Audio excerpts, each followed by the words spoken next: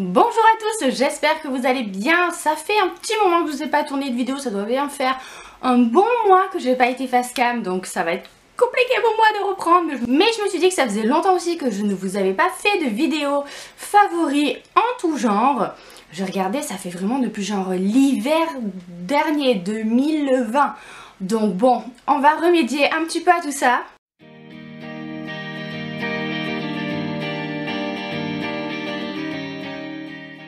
Et bien évidemment, pour reprendre le tournage des vidéos, j'ai juste choisi la semaine où il y a la canicule. Tout va bien, donc là je dégouline, je sais pas si vous le voyez, je pense pas, mais j'ai branché la clim et tout tellement il fait trop chaud, j'en peux plus.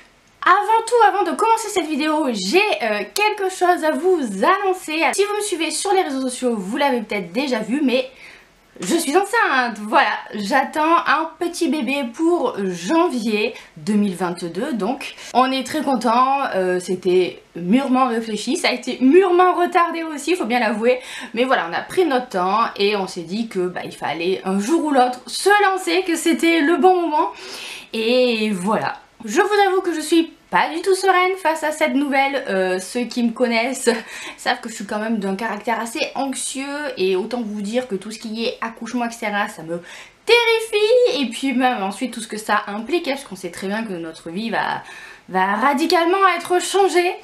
Mais bon, voilà, il faut bien se lancer un jour ou l'autre, comme on dit, et on espère, enfin en tout cas moi j'espère me détendre d'ici janvier, histoire de accueillir tout ça sereinement. Je ne m'étendrai pas plus forcément là-dessus sur la chaîne YouTube parce que je trouve que ça y a pas sa place. Peut-être que j'en parlerai un petit peu plus sur les réseaux sociaux, notamment sur Instagram, donc je vous invite à m'y suivre si ça vous intéresse. J'ai pas encore décidé exactement tout ce que j'allais partager ou pas avec vous, parce que forcément ça reste du domaine privé, on est d'accord, mais voilà, j'en parlerai pas en tout cas ici sur YouTube, ou très peu. J'en parlerai je pense un peu plus sur Instagram pour vous montrer des petits trucs mignons ou partager certaines peut-être expériences voilà, mais pas plus. Je compte quand même vous parler en majorité des livres. Maintenant que cette annonce est faite, on va pouvoir se concentrer sur les favoris, même si clairement on est d'accord, ça pourrait être un favori plus. Mais bon, bref, commençons par le manger. En boisson, tout d'abord, comme d'habitude, je vais vous présenter un petit thé.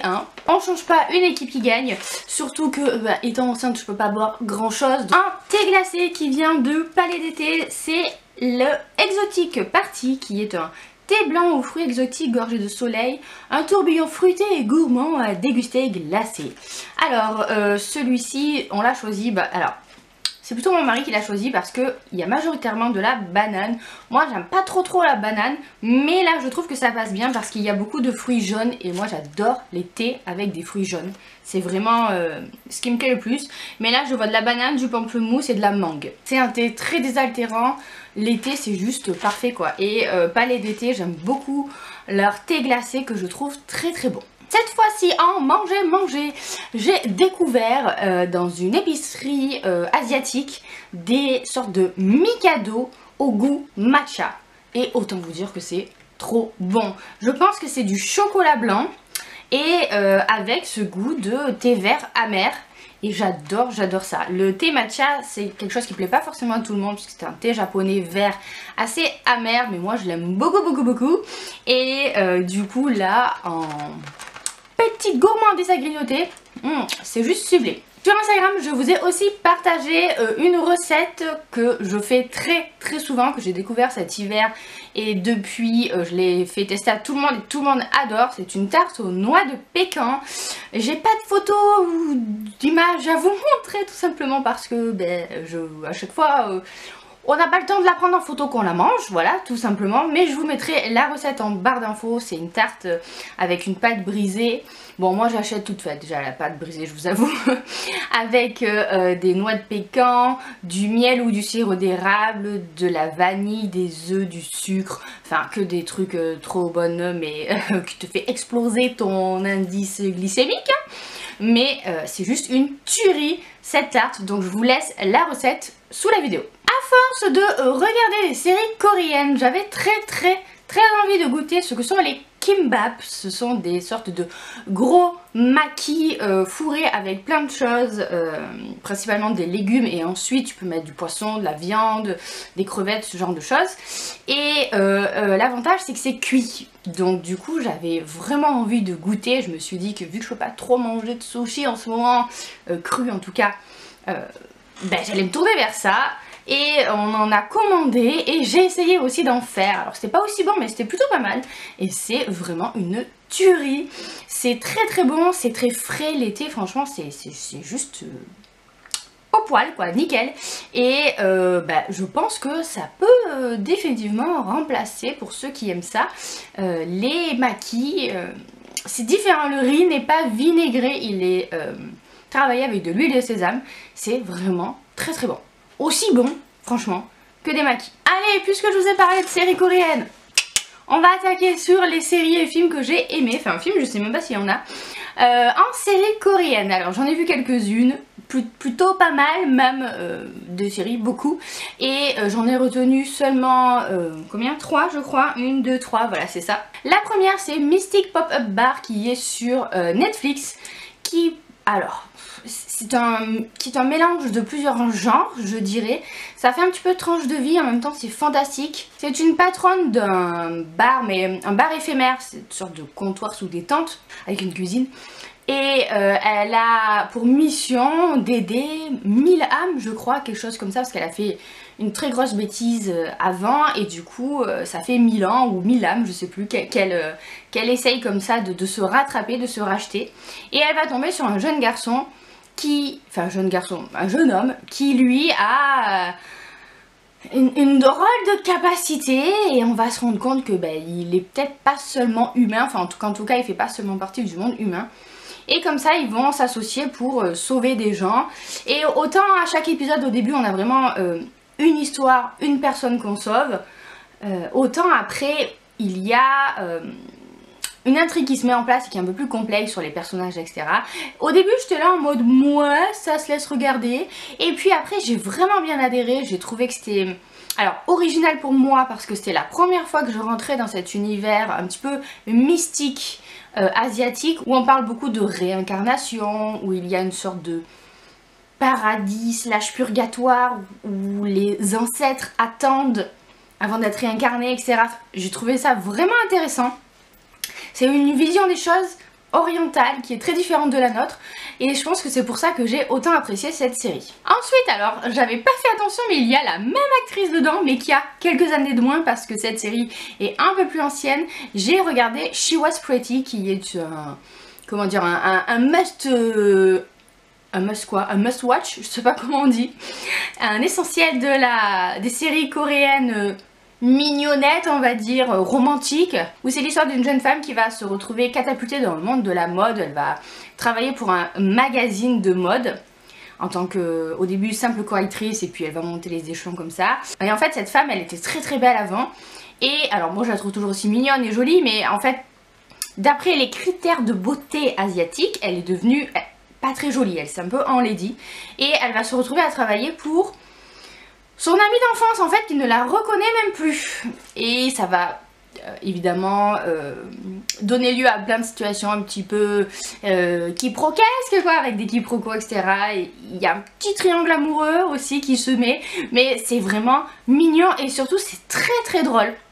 J'ai beaucoup ri avec cette série, et c'est ça surtout que je retiendrai, outre l'histoire d'amour qui est mignonnette, hein, mais c'est une série avec beaucoup d'humour. Et alors le dernier, c'est un format que je n'avais jamais tenté, parce qu'il faut savoir que la plupart du temps les séries coréennes font 16 épisodes, et là je suis tombée sur une série qui fait 50 épisodes de 1 heure, et un peu plus des fois. Donc en fait en gros j'ai passé plus de 60 heures à regarder la vie d'une famille, puisqu'en fait on a le couple de parents et qui ont chacun 4 enfants, mais 4 enfants adultes, hein. Et ces 4 enfants sont soit divorcés, soit séparés. Et ils reviennent à la maison comme ça avec soit leurs enfants, soit une reconversion dans les études, soit voilà, enfin plein de choses. Et en fait on va suivre tout ce monde qui gravite voilà, autour de cette famille qui est très attachante. Au début j'étais là en mode purée c'est quoi ce truc un petit peu kitsch, vachement filmé comme une sitcom, vous voyez, vous avez toujours les mêmes plans filmés d'un certain point de vue parce que c'est un décor fixe quoi. Et puis après on s'attache, franchement on s'attache au personnage, c'est plein de bons messages. Et même si c'est un petit peu longué, c'est vrai, parce que 50 épisodes ça fait beaucoup, au final ça m'a bien tenu cet été quoi. Je crois que je m'y suis mis en juin, je l'ai regardé juin-juillet et j'ai beaucoup aimé, voilà. C'était pas aussi bien peut-être que d'autres séries, mais c'était... Il y a vraiment un truc qui fait que... Je vais pas dire que ça fait comme les feux de l'amour, où après on regarde parce qu'on a envie de savoir, mais presque, vous voyez. Ce côté ultra kitsch, mais sympa. Une série, cette fois américaine, que j'ai découvert sur Netflix, c'est Dead to Me, que j'ai bien aimé. J'ai regardé les 2 saisons et j'attends la 3e avec impatience. J'ai trouvé que c'était original, que c'était à la fois drôle et flippant, juste ce qu'il faut. Moi j'aime pas les séries violentes, vous le savez, mais là on est dans une espèce de thriller, mais on montre rien. Donc moi ça me convient tout à fait. C'est l'histoire d'une veuve qui a perdu son mari, qui s'est fait écraser. Et elle arrive comme ça dans un groupe de soutien. Elle a pas du tout envie, c'est la veuve hyper en colère, qui boit, qui écoute du hard rock super fort dans sa voiture, qui est tout le temps énervée. Et elle va justement dans ce groupe de paroles pour essayer de calmer tout ça. Et elle va tomber sur la personne la plus opposée à elle-même, qui va devenir sa meilleure amie en quelque sorte, qui est une dame super baba cool, etc. Vraiment le cliché hippie quoi. Et elles vont devenir amies très vite. Sauf qu'on va se rendre compte que cette amitié elle est peut-être pas tout à fait saine, ou qu'en tout cas chacune a peut-être quelque chose à cacher. Et c'était vraiment bien fait, c'était pas mal. Bon, les révélations on les voit venir quand même, mais j'ai bien aimé plus la saison 1 peut-être que la saison 2, qui reprend certaines choses, mais voilà, qui m'a laissé sur un petit goût de manque d'originalité peut-être par rapport à la 1, mais quand même ça se regarde très bien et j'ai hâte d'avoir la suite. J'ai bien aimé, voilà, j'ai trouvé que le ton était mordant, beaucoup d'humour noir, donc attention. Et évidemment ça traite du deuil avec je trouve un œil un petit peu nouveau, où on est très loin des clichés de la veuve éplorée qui fait bon gré malgré tout et qui essaye d'arriver à s'en sortir. Là c'est vraiment quelqu'un qui est en recherche de vérité pour savoir qui a écrasé son mari et qui est à les nerfs quoi, tout simplement, hein, et qui arrive pas à sortir de là.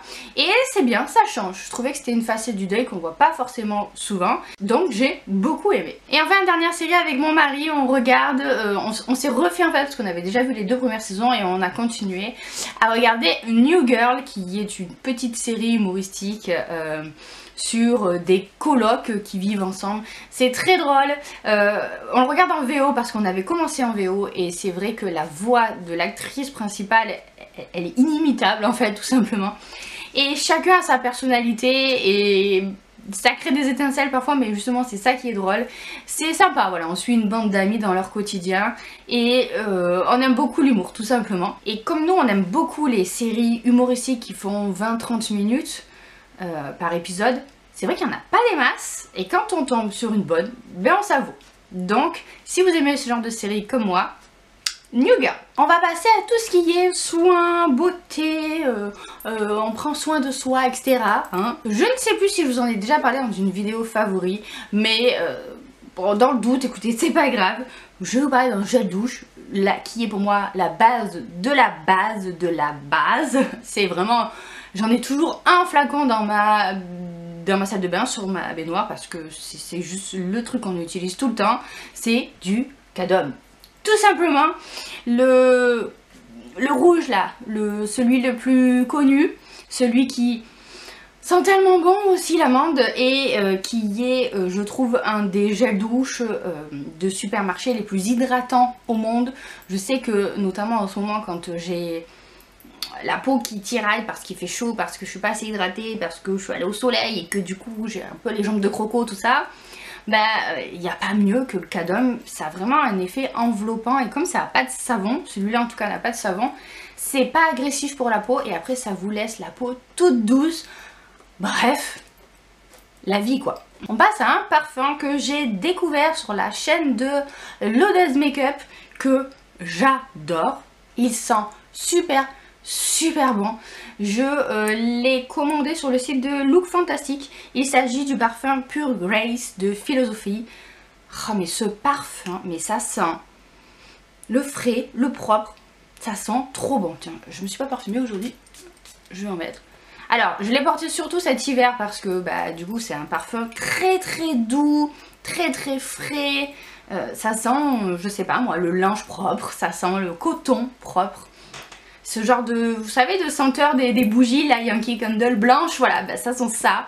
Et c'est un régal ce parfum. D'ailleurs, je crois que c'est la première fois que je vide aussi vite une bouteille de parfum. Après, je vous avoue qu'il dure pas super longtemps. C'est vraiment un parfum de peau qui va pas laisser un sillage voilà, quand vous passez. C'est un parfum assez discret, mais qui coûte pas très cher et qui sent divinement bon. On repasse à un essentiel. Alors ça aussi, j'ai toujours un flacon dans ma salle de bain. Un pot, ou plutôt un énorme pot. Je crois que c'est le 3e ou 4e énorme pot que je rachète. C'est un masque pour les cheveux. C'est le Macadamia Natural Oil Deep Repair Mask. C'est le costaud quoi. Ce masque, c'est simple. Je trouve que même les masques Kerastase, etc. ne sont pas aussi bien que celui-là. C'est vous dire parce que... je le trouve génialissime. Ça fait des années que je l'utilise et j'ai jamais trouvé d'équivalent aussi bien. C'est un masque qui est très intense, qui est avec pas mal d'ingrédients d'origine naturelle et fait à base de pas mal d'huile d'origine naturelle et qui sent tellement bon. Franchement, sur les cheveux, l'odeur elle reste pendant bien une bonne journée. Ça sent trop bon. Et je rachète toujours le gros format parce qu'au final c'est hyper économique parce que je crois qu'il y a 470 ml et il me semble payer entre 20 et 30 euros. Donc c'est vraiment, ça vaut vraiment le coup. Et ça marche du feu de Dieu. Alors ça fait longtemps que je l'ai pas fait, mes cheveux ils sont pas très beaux, faudrait que je le refasse là. Mais si vous cherchez un bon masque pour cheveux, n'hésitez pas, je vous mets le lien en barre d'infos. Et je suis pas sponsorisée hein. Une marque que j'ai découvert alors parce que j'avais envie de commander des produits coréens et j'avais envie de tester la marque Laneige.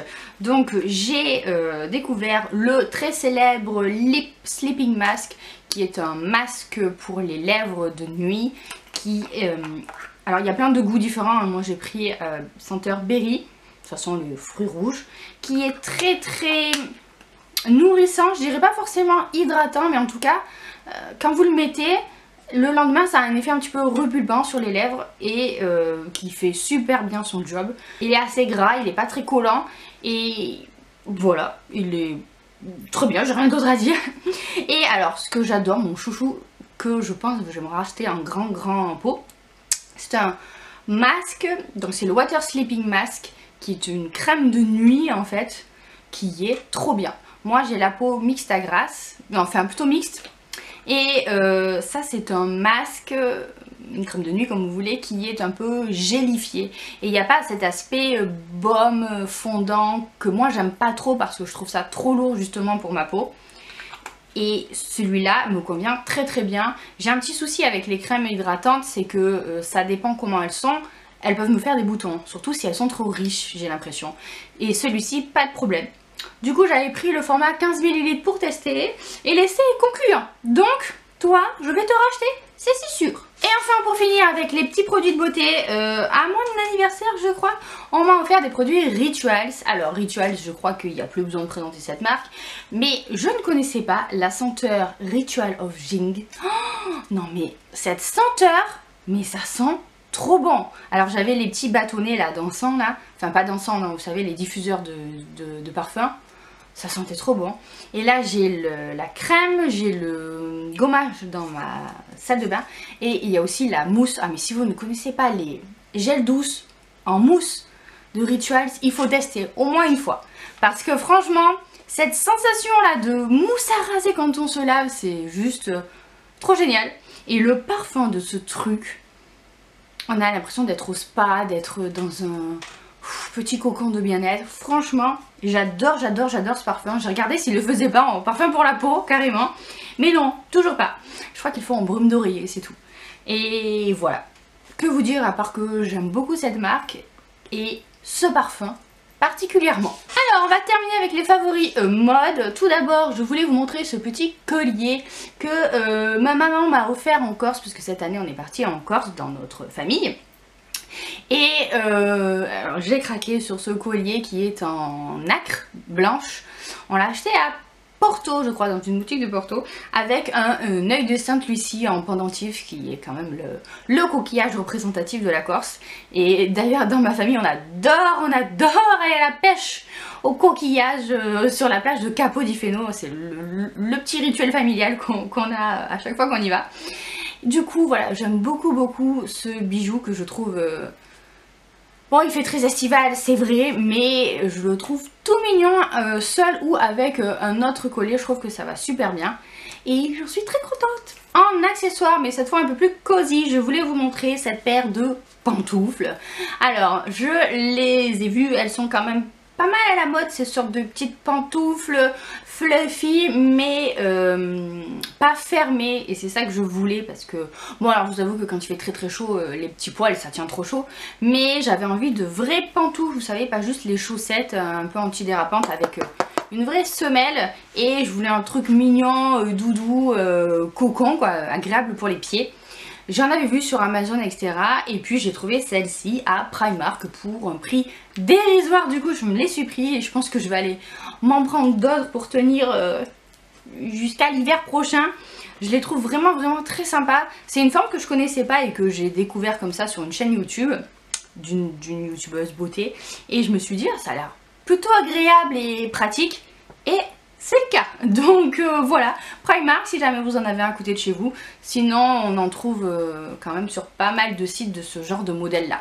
Question vêtements à proprement parler, moi l'été vous allez me voir soit en combi short, soit en robe, plutôt d'ailleurs tendance maxi robe, robe longue, etc. J'adore ça, c'est le truc, tu sais pas comment tu te mets, hop, tu l'enfiles et c'est bon, t'es prête. Et j'ai trop kiffé les robes comme ça à Promode, il y en a plein, alors je crois qu'elles sont encore disponibles avec différentes couleurs. Moi j'ai celle-ci et je l'ai en noir aussi, qui est une robe toute simple, longue, hein, du coup qui arrive aux chevilles, avec un petit serrage là à la taille, un petit détail sur le décolleté, et qui est juste extra confortable et surtout qui, je trouve, est assez flatteuse, et ça sur tout le monde. Peu importe votre morphologie, je dirais. Du coup, voilà, n'hésitez pas. En plus, je crois qu'elle coûte 20 €. Donc franchement, c'est vraiment pas cher pour l'effet que ça donne. Et j'aime beaucoup cette petite imprimée, un petit peu tropicale, n'est-ce pas? Bref, voilà. J'ai vécu dans des robes comme ça tout l'été et je voulais vous montrer du coup ma préférée. Et enfin cet été, les soirs où vous êtes un petit peu plus frisqué et qu'il fallait enfiler une veste, je vous avoue que j'ai beaucoup porté ce sorte de teddy rouge imprimé floral que j'adore, que j'avais acheté l'année dernière à Promode et qui est juste topissime avec, je sais pas moi, une combi noire ou une robe noire ou en tout cas quelque chose d'uni en dessous. Vous mettez ça et tout de suite vous avez de l'allure quoi. C'est un truc de fou. Ce petit teddy, mine de rien, est juste génial avec les petites, vous savez, les petites bandes en bas. Et je le trouve à la fois décontracté mais en même temps habillé et en même temps féminin. Que demande le peuple? Je ne sais pas. Je sais pas s'il est encore disponible, je vous avouerai. Je crois pas. Peut-être vous pouvez le trouver sur Vinted. Mais j'ai adoré le porter. Franchement. En plus rouge quand t'es bronzé, ça complimente ton teint. Nickel. Et voilà, on en a terminé avec cette vidéo qui je pense doit être une des vidéos les plus longues peut-être de ma chaîne. Mais en même temps, c'est vrai que j'avais beaucoup de choses à vous dire. J'en suis désolée. Si vous n'aimez pas les vidéos longues, bah, vous pourrez toujours la regarder en plusieurs fois. Ou alors vous êtes même plus là pour voir cette conclusion d'ailleurs. Merci en tout cas à tous ceux qui sont restés jusqu'à la fin. J'espère que cette vidéo vous a plu. Si c'est le cas, n'hésitez pas à la liker. Abonnez-vous si vous ne l'êtes pas encore pour ne manquer aucune autre vidéo. Et sur ce, je vous fais plein de bisous. Je vous souhaite de très bonnes lectures à venir. Et à bientôt pour une prochaine vidéo.